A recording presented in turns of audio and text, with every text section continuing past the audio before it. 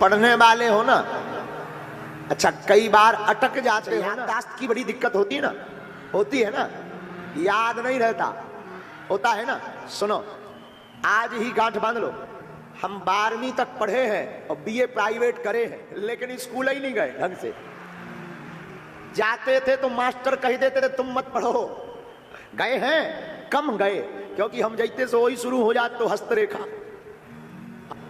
हमें पेपर के दिन याद रहता था कि आज जो है अर्थशास्त्र का पेपर है।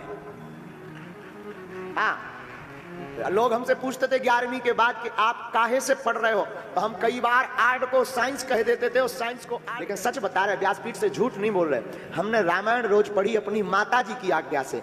आज तक कभी भी फेल तो ठीक है, डिक्टेंशन तो ठीक है, आज तक 60% से कभी कम मार्कशीट नहीं बनी। तो लोग तो 12वीं का तो पूछो, 12वीं में ये भाई साहब 70 पर 4 74% लेकर आए हैं। उसमें क्या बोलते हैं, वो परीक्षा होती बोर्ड, बोर्ड की परीक्षा। रुको रुको, भाग्य को भूत कमाता है। 5000 रुपया उस वक्त हमको प्रिंसिपल दिए रहे, क्योंकि हम फर्स्ट आए रहे। हम जाते थे तो राम लिख के सीताराम, तुम मत लिखना। एक सीएससी साहब थे, वो चेकियर, बोले महाराज जी राम मत लिखा करो। हमने कहा क्यों? बोले कोनो अगर धर्म विरोधी के हाथ में पेपर पड़ जाएगा तो वो फेल कर देगा।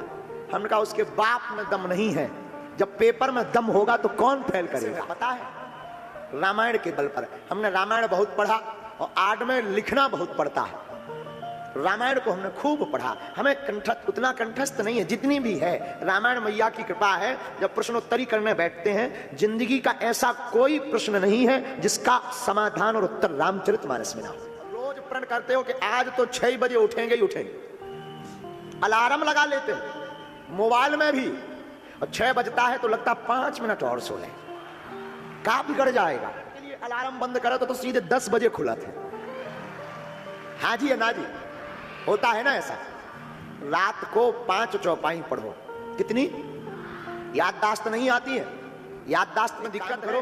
रोज सूर्य भगवान को अर्घ दो और भ्रामरी प्राणायाम 2 मिनट करो, जो पढ़ लोगे वो दिमाग में भर जाएगा।